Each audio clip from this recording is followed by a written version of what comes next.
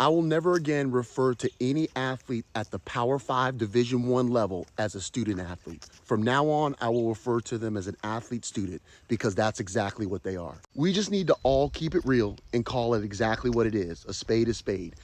Any decision that's made by an athlete at that level is not driven by their academics. It is driven by their athletics. Any decision made by the university when dealing with an athlete student at that Power 5 level is driven by their athletics. It is not driven by their academic best interest. These athletes are employees at this point. NCAA and corporations make billions of dollars off of their back. And the reason we know that they're employees is because every time a kid takes the NCAA to court, the NCAA loses.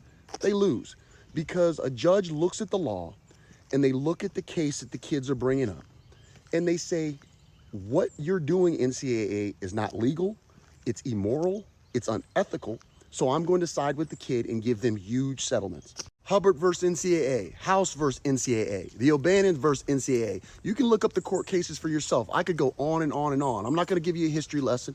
You can look them up for yourself. But the NCAA always loses, and then they scramble to try to save face and try to change policies, not because they want to. It's not that the power is being relinquished and they're making the wrongs right. It's because they have to, because they know that they've been able to get over for decades. Now the gig is up. And what's happened is the pendulum has swung so far, so fast that the public and everyone else is having a hard time getting a grasp on where we are in modern college sports at the Power 5 Division I level. Now, because the pendulum has swung so far and so fast toward the players, a lot of these coaches are having a hard time dealing with it. Because let's all be honest, coaches at that level have been able to rule with an iron fist for decades. Some of these coaches, especially basketball and football, they have more cachet at the school than the executives and the administrators on the academic side. And now they are struggling and they will begin to walk away because they cannot adapt to the way that it is now. Change will always happen. That's almost the only thing that's guaranteed.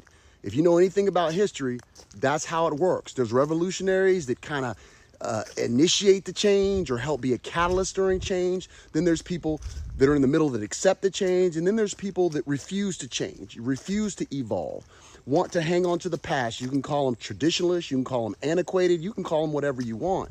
But the fact of the matter is, we are never going backwards. It's not going to change. And again, to be clear, it's not because the NCAA wants to.